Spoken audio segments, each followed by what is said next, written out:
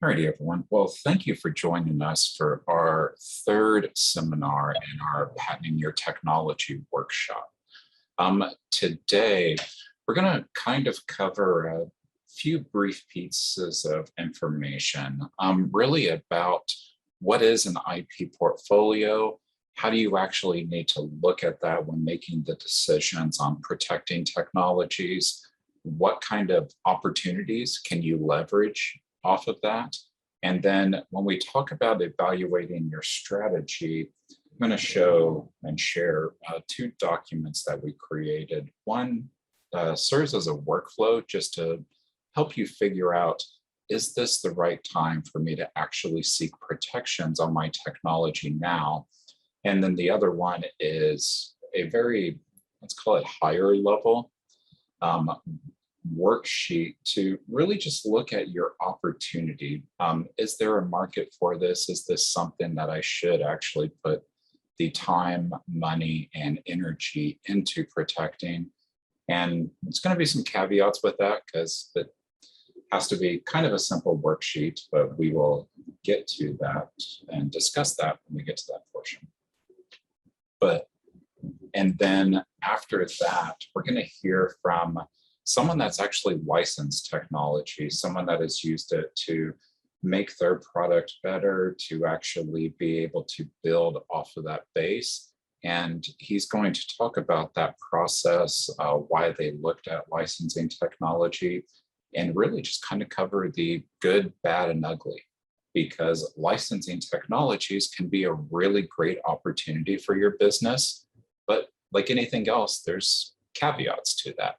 And I'm going to let Cliff delight y'all with stories about that.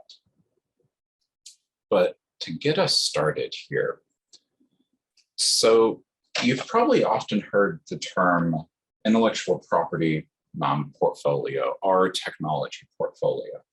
And anytime you talk to a research institution or a university, a federally funded research and development center, like one of the national labs, they'll often use the term, well, our portfolio. And you probably wonder to yourself, well, what is a portfolio? And the portfolio is really kind of the summation of the things you have or the things that you can actually effectively use. Now, when we talk about an intellectual property portfolio, people sometimes just think about it as, well, it's what I currently have a patent for. Or maybe they broaden it out and they go, well, it's the things that I'm currently seeking protections on. But when you think about your portfolio really is a way for you to leverage opportunities for kind of growth and development.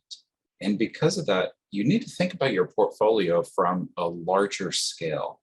You really do need to think about it from that 30,000 foot level, because it's the things that you're also working on that might need to be protected or might just be able to be protected in the future. It's the way you're driving forward the culture of innovation at your organization. And we're going to talk about that very shortly here for anybody that may have never heard that term or maybe confused as to, Del, what are you talking about? What is a culture of innovation?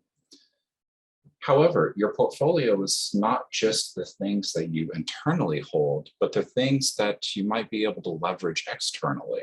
So when we talk about that, we mean the things that maybe there's a really great license that you see that's out there that you go, man, I have idea A, somebody has technology B. If I could just combine those, it's going to make my product better, or it's going to make my opportunities better. And it's good to kind of think about that as potentially part of your portfolio even now. If you just identified the opportunity, if you just identified the thing that you may be able to take forward, go ahead and claim it as part of your portfolio. I mean, you're not publishing this anywhere. You're not contractually obligated to what's in your portfolio, but it's just the things that you might be able to utilize, the things that you might be able to grow with, and the things that you might be able to capture in the future. And it also includes things like Collaborations and partnerships. You know, you might think of this as a misnomer because we go, well, it's your portfolio. But remember, you're thinking about your portfolio from that larger scale. You're thinking about the things that you're going to tap into, the relationships, the maybe collaborative work, because you are part and a key piece of that matrix for collaboration, growth, development.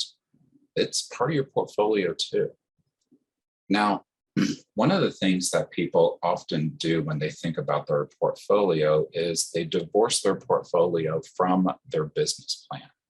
But your portfolio is an integral part of that for a couple of different reasons, because it really does set up, well, what are your opportunities? So let's talk about opportunities that you can leverage for your portfolio. Now, there's a few things on here that are kind of just, well, you know, that's a little bit of an obvious. So we're not going to dive too terribly deep into those, but some of these you may have to think differently. So a couple of these we're going to have a follow-up slide on. But two of the ones that are kind of just those basics and you really don't have to think about it much are procurement. And procurement is just, I'm selling something to somebody. I offer a unique product or a value to someone like a government customer that will give me a contract. So when we talk about procurement, it is really your ability to sell something to the government. Now, there's a lot of kind of risks that go along with that. There's a lot of work, there's a lot of development, but those can be excellent opportunities because the government can be a really big customer for people. Even if it's just, hey, I make a really good paper towel. Government buys a lot of paper towels. And it's just that way that you're leveraging, how can I drive revenues for my business? Another one on here that's, you know, kind of an easy one is just market leadership. And that market leadership is you just being ahead of the competition. It's you offering something that nobody else can because you have a great technology in your portfolio, or you have a great opportunity for development in your portfolio. Or at the heart of it, you're just offering something unique or innovative that nobody else can. And one of the things to think about with that, though, is if you have that market leadership, don't just sit on your laurels. That becomes really a key factor in an innovation culture cultivation, or cultivating your innovative culture at your organization.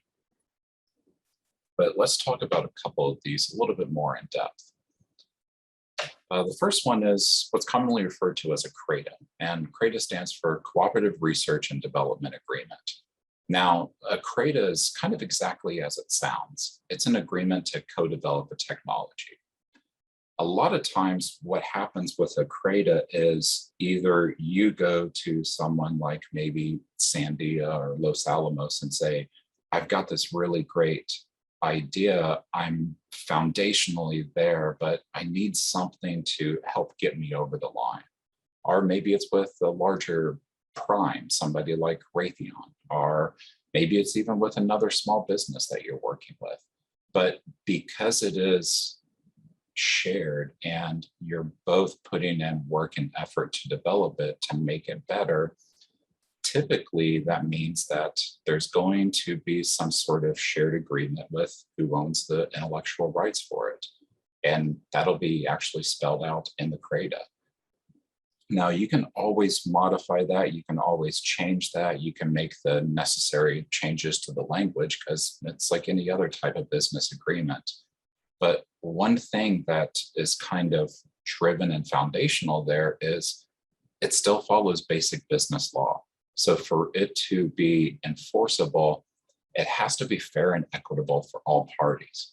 You can't just say, well, we're going to co-develop this. You're going to put in 50% of the work, but I own 100% of the IP just because. Now, that's just not going to fly. It's actually not going to be enforceable in basic tenet of business law. If I remember my MBA business law classes correctly, which those, I hope I did.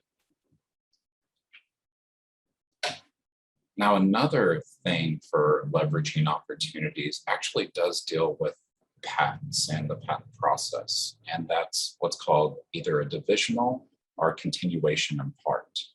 Now, these are really just opportunities to expand your portfolio. They're opportunities to expand what you're doing, expand your technologies, expand how you're moving forward. And these vary slightly from what people are typically used to when they say, well, I have a patent. 99% of the time when you hear someone say, I have a patent, they have a utility patent. It's a patent on a process, it's a patent on the thingamabob or a doohickey or a whatever it is that you've created that you go, that is really unique. Nobody knows this. Nobody can figure this out. There's science that says this is great. And sometimes when you're going through the patent process, you can actually either do a divisional or a continuation in part. Now, a divisional is kind of a split in the patent. And typically divisionals are going to be driven by the USPTO examiners. They'll issue a restriction requirement if it's too broad or, too far reaching, or if there is really just kind of multiple things in there that are independent inventions. Give an example here. Think of it like mac and cheese. And everybody's probably going, what are you talking about, mac and cheese? Well, mac and cheese is something that goes great together. You have the macaroni, you have the cheese. Who doesn't love that? But macaroni can be used for a lot of different things. I mean, tuna casserole, which is not really that great. A lot of Italian dishes. Macaroni stands on its own. And then you got the cheese. Well, if you remember your nursery rhymes from childhood, well, the cheese stands alone. But cheese can be used on everything. Hell, pretty much anything you put cheese on is just going to be better. But you have a combined idea of mac and cheese, but at the heart of it, those stand by themselves. They're separate things. So that's why if you tried to patent mac and cheese, you would more than likely get a divisional saying, no, you have a macaroni, you have the cheese, you're going to have to protect both of these. The other one is a continuation in part. And a continuation in part is really if during the process of the application, during the process of securing the patent, you have that brilliant aha moment. And you go, man, I really should have included this in here. There's something new about this that is so revolutionary, so great that it wasn't part of the original application. Well, then you have a continuation in part. It doesn't mean that you're dropping the current patent application. And most of the time, the continuation in part will actually refer back to the original filing date. But it's when you have something that is new for the subject matter or just an enhancement to what you've already filed. And those provide more opportunities because you're expanding on the technologies you have. You're expanding on your ideas. You're expanding on that intellectual property or just intellectual rights where you go, we're working on really cool stuff. We're working on stuff that really breaks the mold.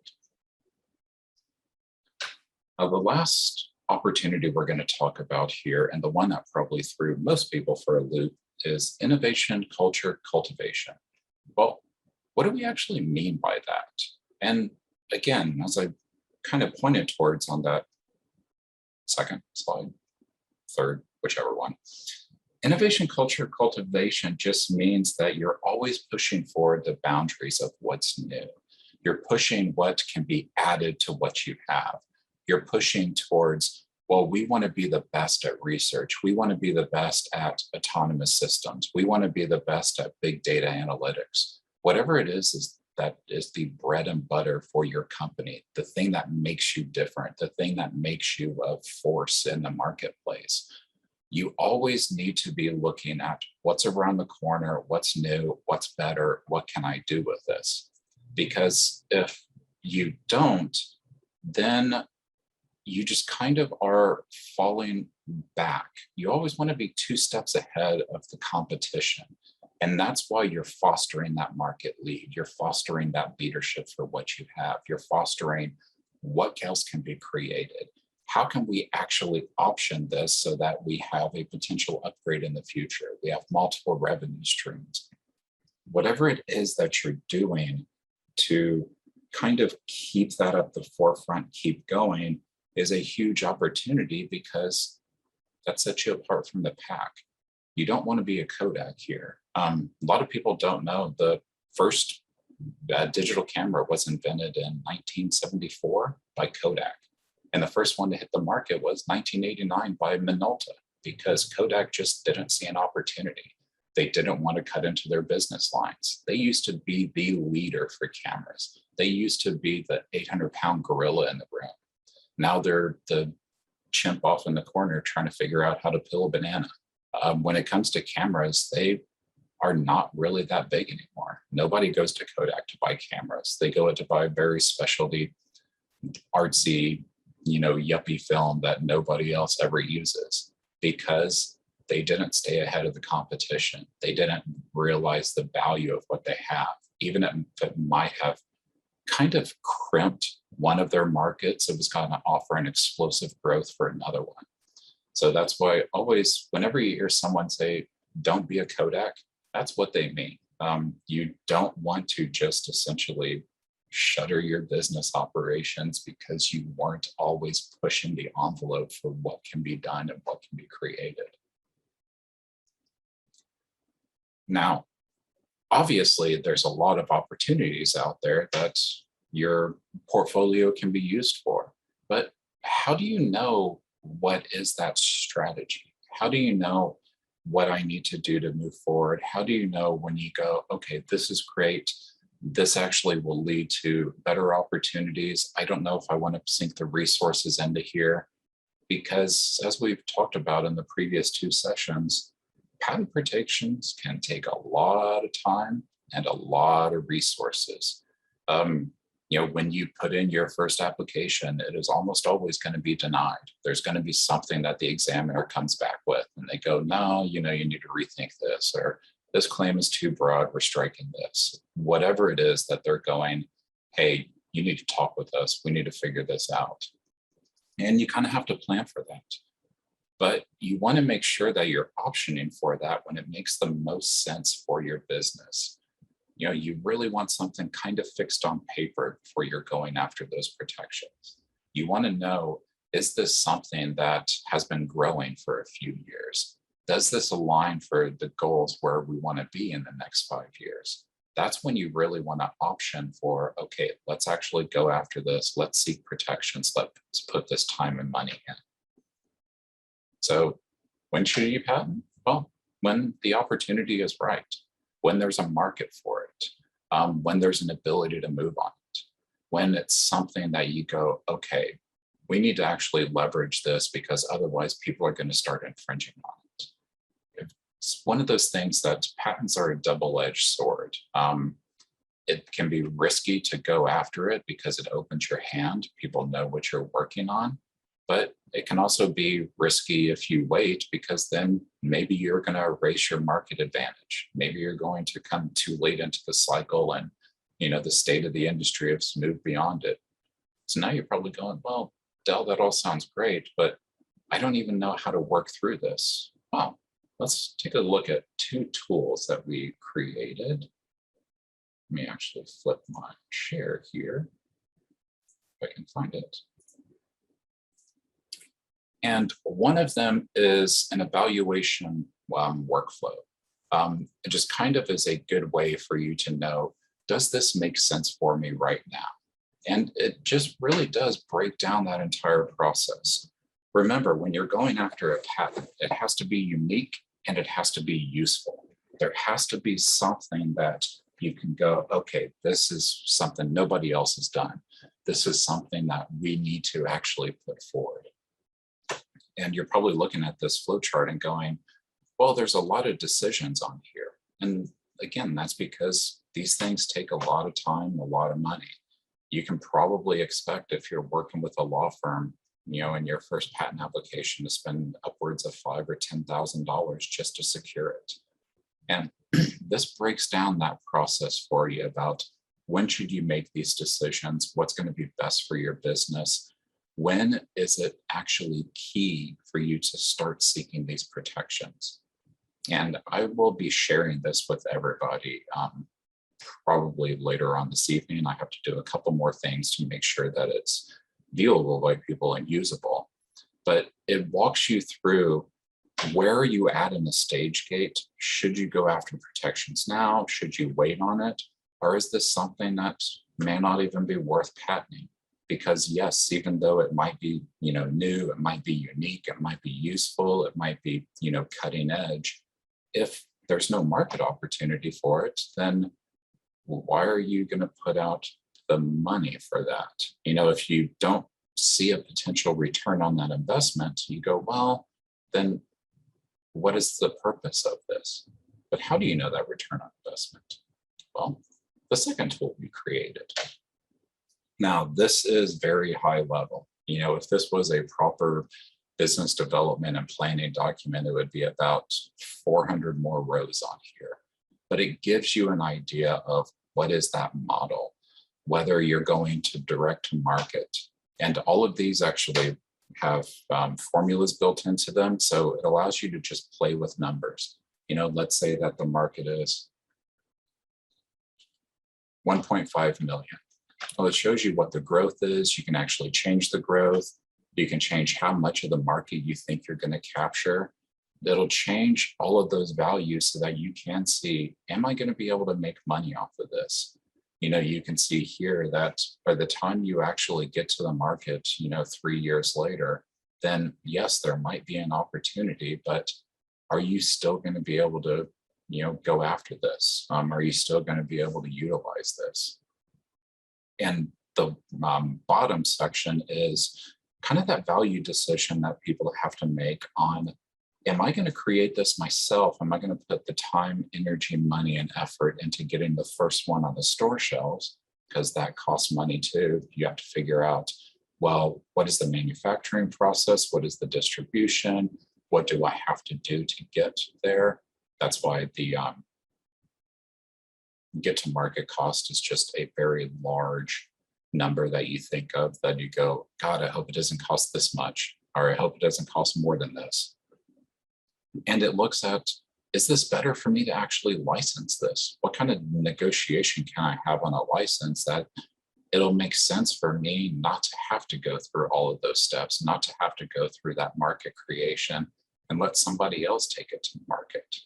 And this is really just a way for you to play with numbers, figure it out, and for you to be able to go, this is actually going to work. This is something I can do, or this doesn't make sense for us at the moment. This is not something we should put time and effort into. And when you're thinking about something like that licensing, well, it's good to know what actually is going to be required to license something.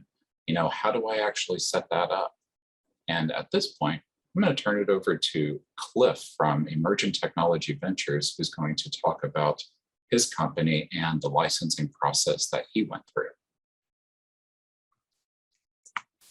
Okay, well, thank you, Dell, and thanks for the opportunity to share a little bit about our journey today. Having not seen your charts before the meeting, you hit a lot of the key things that we experienced as we went on our journey, and really are still going on our journey as well. A little bit about our company. We're located in Alamogordo, New Mexico. Our focus is on autonomous systems, air and ground, and edge computing and predictive analytics to sense in complex environments, and then provide the user with near real-time intelligence and really support for condition-based response to what the sensor suite is finding in that environment. A couple of our focus technology areas are precision agriculture, to scan the field, look for threats to the crop, insects, disease, weeds, nutrient issues, and then provide that geolocated analysis back to the farmer so they can take precise response to an emerging threat to their crop. The other area is inspection of wind turbines, and brief today is going to be discussing some of the licensing opportunities we pursued in the wind turbine area. Again, using drone technology to autonomously scan a wind turbine and provide feedback to the inspector, reduces scaling of the turbine. Very dangerous operation, time consuming. The whole goal is to scan, analyze where there are issues, and then provide condition-based maintenance response back to the user and get the turbine back in operation quickly.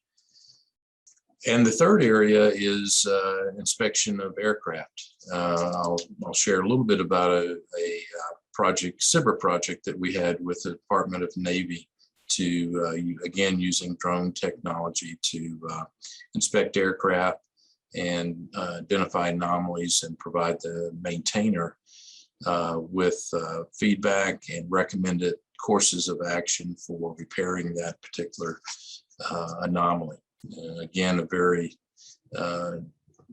getting aircraft back in the air from a DoD perspective, reducing that turnaround time is very important, and we're seeing it right now as they evacuate Afghan refugees and U.S. personnel from Kabul. They're trying to turn that aircraft in an hour.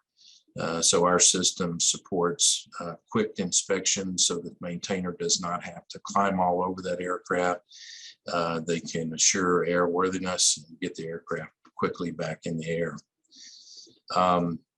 Our core company is Emerging Technology Ventures. We've actually had two spinoff companies which are wholly owned by ETV, but we formed those to hold patents and licensing of technology to protect that technology, and then also allow collaborative operations with other companies and federal agencies. A point that Dell brought up in his opening brief today as well. With that, Dell, if you can move to the next slide. So why is licensing important from a small business? We certainly are a small business. We have a limited number of employees, but most importantly, limited resources as well. So with our SkyEye technology, again, that's drone technology that uses a multimodal sensing, which is a camera, LiDAR, and thermal sensing. And then NVIDIA computing at the edge AI to provide predictive analytics to support condition-based maintenance for wind turbines. Our team looked at what are some of the barriers of really getting that product to market. And during that deep dive, we identified two areas where we had technical gaps that we could really use as systems. And one was safe landing and recovery of the drone if the platform had issues. Again, if you're in flight and you begin to have issues with the drone, you want to be able to safely recover that, hopefully return home. But if not, you want to be able to cause the least damage possible in bringing that aircraft back to the ground. The other area was in our multimodal sensing. We knew LiDAR could bring a tremendous advantage to our technology to discover and characterize anomalies in the wind turbine blade. So we wanted to look at technologies, not only the sensor itself, but what other software processing could be done to improve the imagery that the LiDAR is capturing to allow us to discover anomalies more accurately and cut down on false alarms. So those were two technology areas that, one, we had a choice. We were going to have to develop it in-house, or we were going to look for strategic relationships, either through licensing technology or collaboration with other companies or federal labs or academia. The other thing that really played in our decision process are resource constraints. As I mentioned, we're a small business, and so cost adding additional employees was really tough, as we were putting a lot of R&D investment already into development of the technology. The talent pool, being able to attract specialized LiDAR sensor talent was hard to find on a contract basis, and really very expensive. The other aspect is schedule. Time to market is really essential when you're bringing a new technology forward. So we wanted to get to that minimum viable product demonstration early on with customers to get their feedback on, is it a viable product? Are there other things that we really need to do to really take the product to market? So those were three key aspects in why we've ended up on the licensing journey. Next slide, Dale. So a key part of our journey were what resources were out there. We chose two, and I've put the links in the brief as well. The first was the Federal Laboratory Consortium for tech transfer. They're a federally formed organization, recognized organization, and they have more than 300 of the federal labs and facilities and research centers as members. They're under congressional mandates to promote and educate and facilitate the transfer of federal technologies that are funded through taxpayer investments. Congress was very concerned that a lot of the federal R&D investment was really not really being utilized and commercialized, and so they started this program to facilitate that transfer of the tremendous amount of IP that was resident in federal facilities. The FLC maintains a catalog of available technologies from all the federal labs. It's a one-stop source that you can search for technologies, provides the contacts for inquiring about licensing of the technologies. And another key part really is the ability to use federal laboratory facilities and equipment.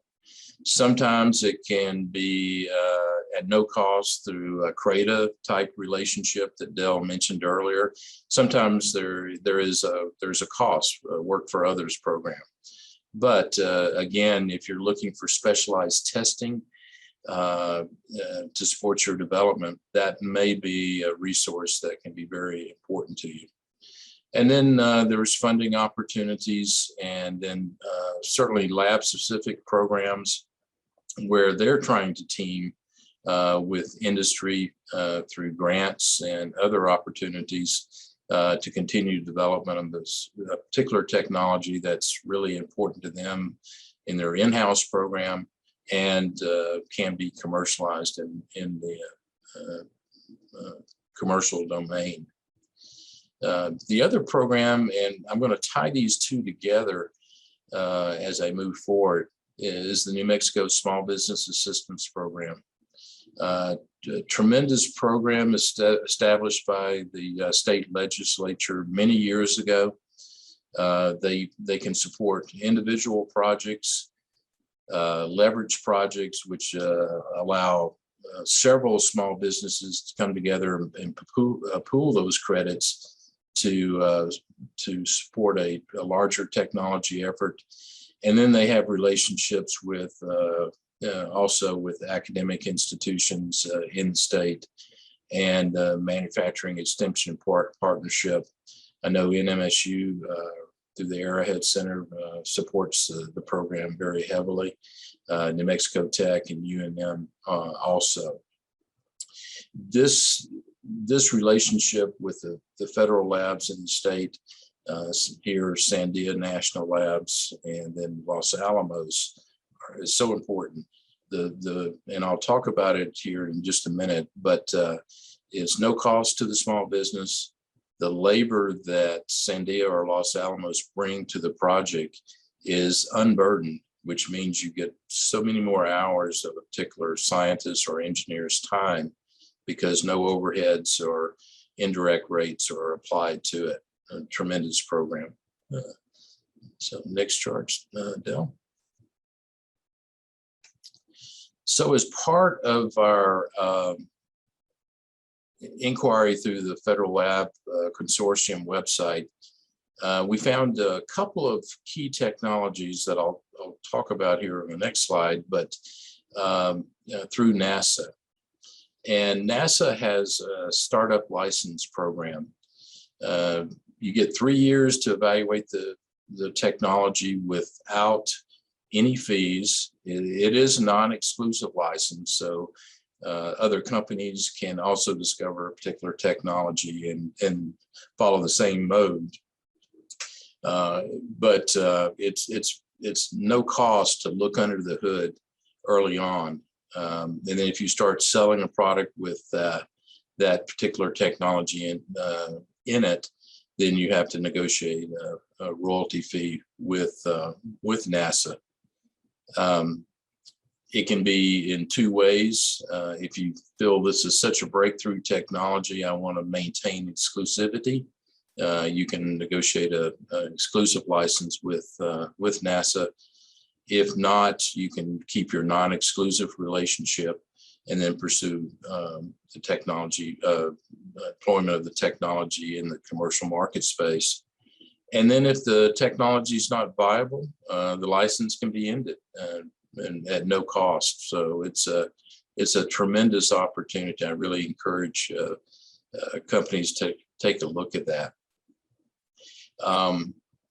The technologies have been vetted by NASA internally, and then they also have some technology review teams that look at the technologies for viability in the commercial marketplace.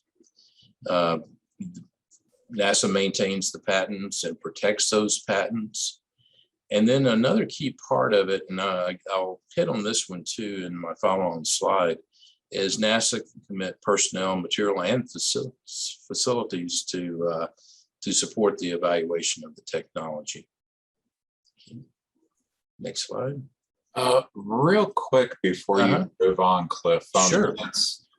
We often go through this when we talk about things like SBIRs. Can you talk about looking through the NASA portfolio? Because, some of the audience is probably going, well, NASA seems like it has this really great system and this really great setup, but I'm not creating a rocket. Why would I be interested in licensing from NASA? So when you went through the NASA catalog, what kind of stuff did you see? Oh, it was very diverse. And again, and I'll share with you, some of the two technologies we hit on, but NASA is really not just space exploration.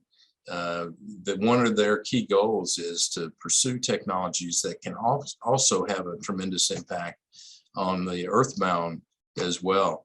And so you'll see a lot of dual use technologies, but from sensors, from medical to autonomous systems, even program management and business management software is available. Many times that software is available at no cost to the individual companies. But their whole goal is to create an ecosystem among especially the small business community that can support continued development of technologies that have use in the U.S., but also in the space program as well. One of the other areas that we've been looking at is the battery technology that NASA is developing. It certainly has a spacebound use, but the ability to use it on autonomous drone technology is a great opportunity. They're looking at using the actual structural materials in a drone-like platform that can actually be the battery and remove the largest weight that's preventing the performance of the drone, which usually on small drones is lucky to have 30 or 45 minutes. this technology has potential to extend it to hours plus. So those are examples of the technologies that are resident in the NASA database, that technology base that can be exploited and repurposed for commercial opportunities. And that's such a, huge facet for people and that's why, when I started off the presentation, I talked about looking at your portfolios from that 30,000 foot level, because, don't miss the forest for the trees. Just because it's NASA doesn't mean they're completely about rockets. I mean, remember the, first microwaves came from, NASA technology. Do you think that they don't even have microwaves up on the space station that cause a hell of a lot of interference. But the thing that you use to make crappy burnt popcorn, that came out of NASA technology. So don't limit yourselves when you think about the future and you think about who might actually have technology out there for me that is relevant, that I can actually utilize. But now your next slide.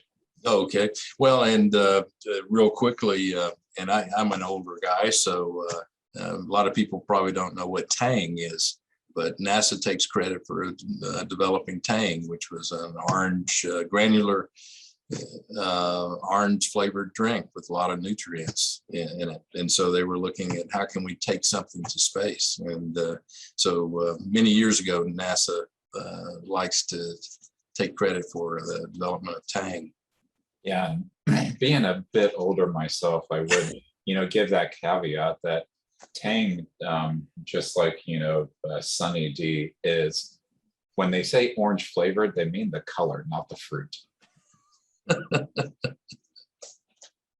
Very good.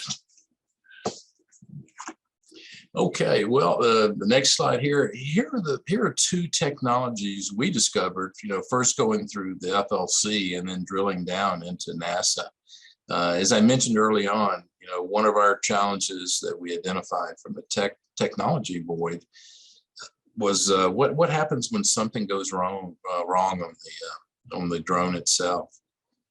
So we were, it really affects the delivery of this drone technology into the market space, because it affects your liability insurance, your product liability. It's not just the cost to produce this the drone technology, but as we have found, product liability is a key cost driver in the ultimate cost of the product. And so we were looking for technology that would allow monitoring of the drone while it's in flight, as well as its subsystems, including the battery, the guidance control, comm system, and other things. And then look at the health of those systems, and in the event of a potential failure, how could we optimize that system to return home if possible? What can we shut down if it's a battery that's about to fail and we just want to limp home with the drone? Or if it's not recoverable, we're going to have a catastrophic landing. We want to be able to minimize the collateral damage to surrounding areas. So NASA was developing this very technology when we found it in the database. The code was still in development. We were working with NASA to transfer the code. And then Dell said the good, bad, and ugly of technology licensing. This was the ugly part of it. As NASA began, the legal side of NASA began to look at that code, they found some open source code which prevented the transfer of it. The legal team said, because you were using open source and because of some of the open source rights and then commercialization of that code really was prevented by the open source restrictions. And so we had to actually end that particular license. But the good news is we had the 3-year startup license, and so it was no harm done from that standpoint. The second one, and again, I mentioned this earlier, we were looking at how can we improve the resolution of the LiDAR imagery to identify anomalies, either on a wind turbine blade or on an aircraft fuselage.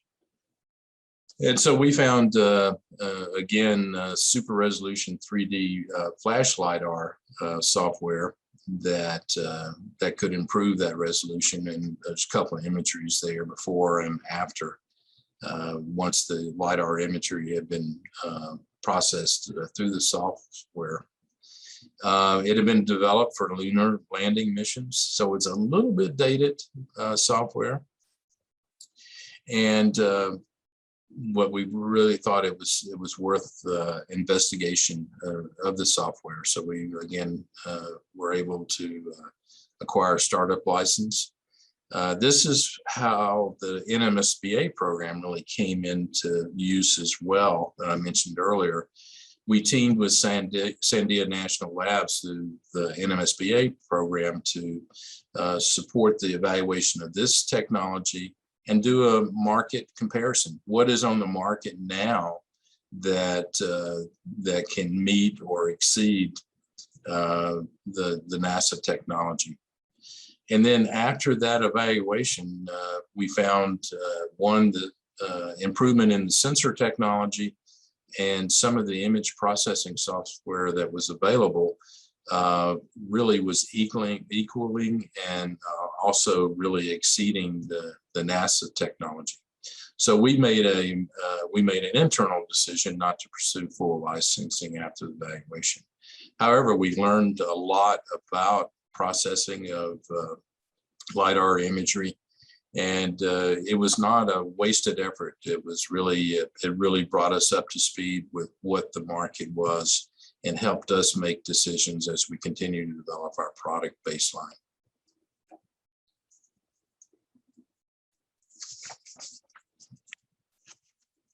Okay.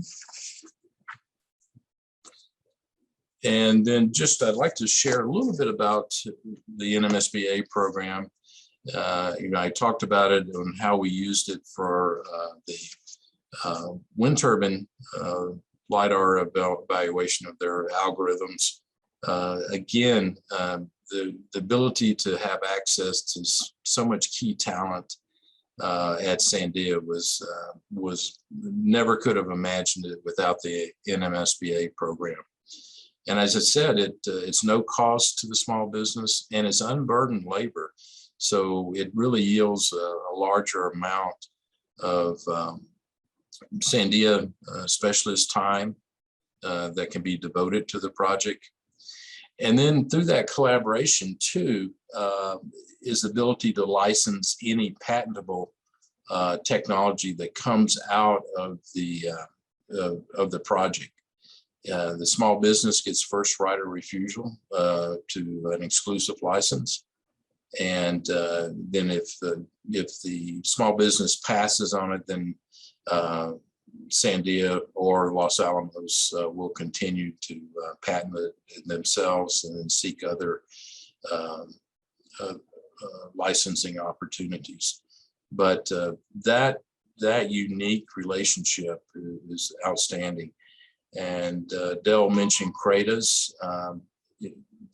The project can continue through a CRADA process as well. And so it's a very flexible relationship, and we've enjoyed over 4 years of collaboration with Sandia National Labs that's continuing today. First through the NMSBA program, then I'll talk down a couple of bullets down how we've continued to expand that relationship. So what we did with the NASA evaluation is that NASA was willing to provide material, their actual LiDAR, to us for evaluation of the code. the challenge was transferring it to a small business like ETV was a bureaucratic nightmare. So what Sandia did, they stepped in and said, we will sign for the LiDAR, take it into our lab, and then we set up a collaborative evaluation of that code for decision. Do we want to continue the license? So Sandia was very instrumental in our evaluation with our software engineers. And the collaboration has continued past that NMSBA project. We took where we were with the technology and actually proposed Navy Phase 1 SBIR for inspection of expeditionary aircraft. Because we were looking at wind turbine blades, very similar challenges to inspection of aircraft. And so we used the knowledge base to build the ability to identify and characterize anomalies on aircraft to include corrosion, missing fasteners, material, cracks in the fuselage. And the whole goal was, again, to improve aircraft turnaround time. And we have a Phase 2 SBIR that's still in the hunt for approval. And Sandia actually joined us as a subcontractor in that Phase 2 proposal. So I really encourage, if you have a need for specialized talent and collaboration, take a look at the New Mexico Small Business Assistance Program. It's really been a tremendous asset for us in developing our IP portfolio. And as Dell said, the IP portfolio is more than just patents. Collaboration is a key element of that portfolio. And this is a perfect example of how that collaboration has benefited ourselves. So out of curiosity, Cliff, you talked about the NASA LiDAR license and how at the end of the day, it just didn't make sense for y'all to continue forward with it. But you did say that you've got a lot of really great knowledge, a lot of really great foundations and how the systems worked, how you could actually utilize that data and how you can make some key decisions based off of it. Even though you didn't push forward with that license, would you say that that was pretty instrumental in y'all capturing that SBIR Phase 1, even though it didn't work out in the end? It really was. We took that knowledge and used it in our Phase 1 proposal. What the knowledge we gained, we actually cited the NASA effort as part of our proposal. And so I really believe it demonstrated our understanding of LiDAR technology and how it could be beneficial to aircraft inspection.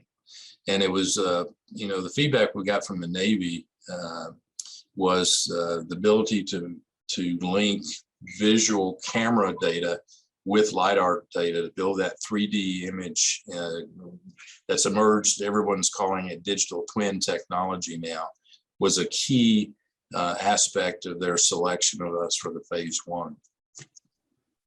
And see, that's actually really great because that does get back to one of the things we talked about earlier. When you look at opportunities, ETV utilized that knowledge, they utilized the license, and they made it part of that portfolio along with those relationships. But then they also cultivated that culture of innovation, knowing that they didn't have all the answers, pushing forward, finding those answers allowed them to capture an opportunity that has helped them grow and set themselves apart as a potential leader in the future for this type of work. And we have further leveraged it to recently awarded NASA STTR, which is again using that same core technology for critical infrastructure inspection. So it's this journey has really been very important to our growth as a company. Well, that was an excellent presentation, Cliff. Thank you again.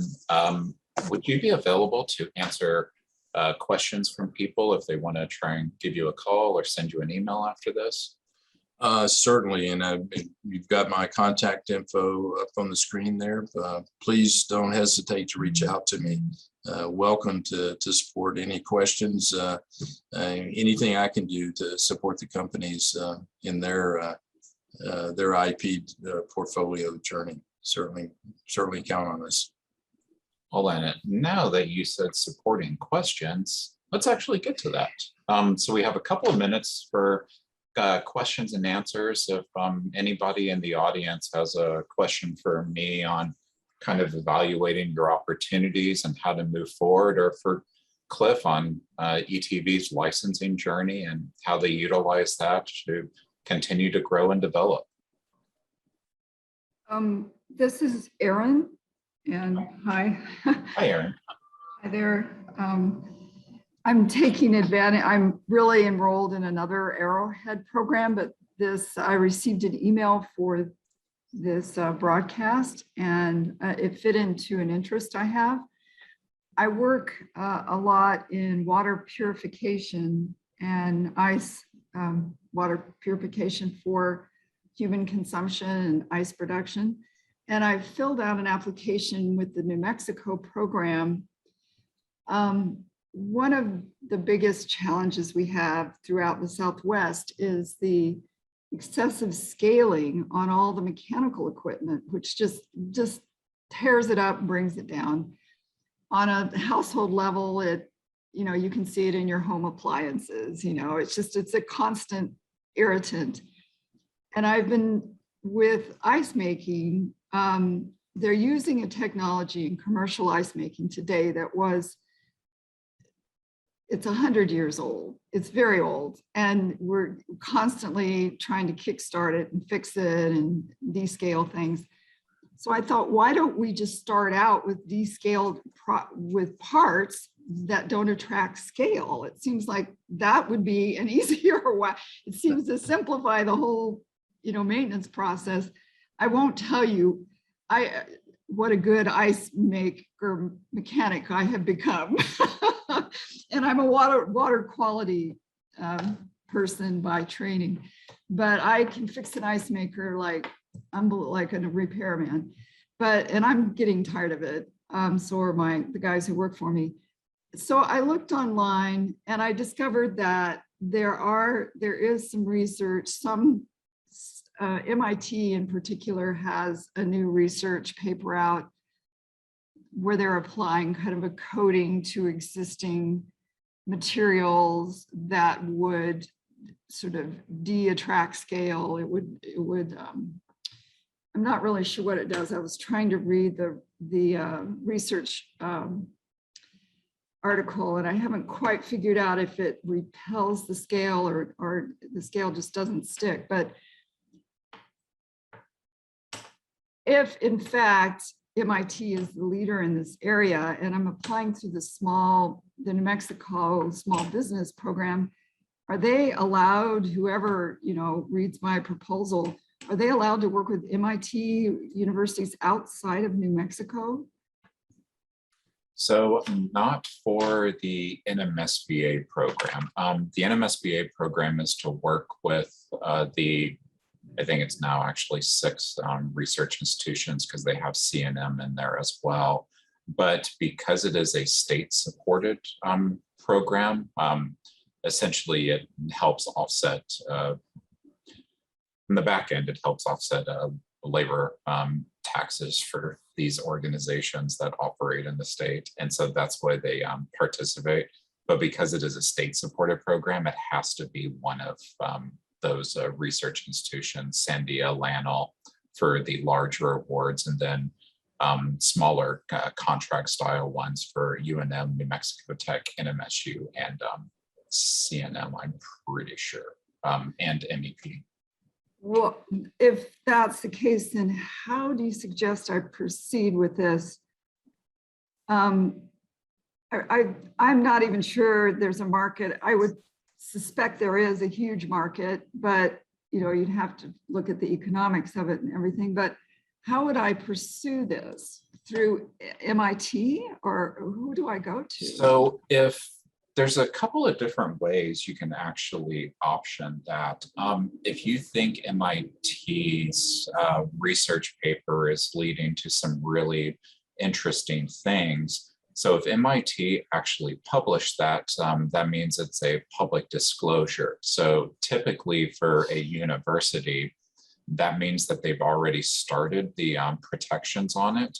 So they either more than likely already have a provisional or are working on a provisional patent for it. Because as soon as it goes public, you have a year to actually start the protections or you lose the ability to protect it. Every large university across the entire US will have a technology transfer or technology transition office. NMSU has one. That's Arrowhead Center. That's us.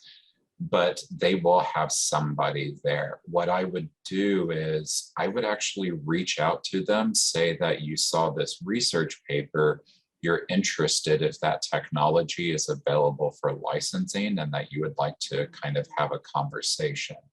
Now, the other thing that you can do is, even though it may be something that MIT put a research paper out on, if it is that kind of material science, that could potentially be a good NMSBA project. So even though MIT might be at the forefront, they may be making these discoveries.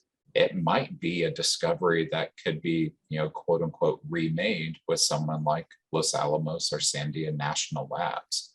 So I would, really look at putting in an NMSBA application, because just because somebody else has something that is interesting and unique doesn't mean that there might be a different approach or there might be a better approach that, Sandy or Lionel could figure out. Yeah. Okay. And, all right. Okay.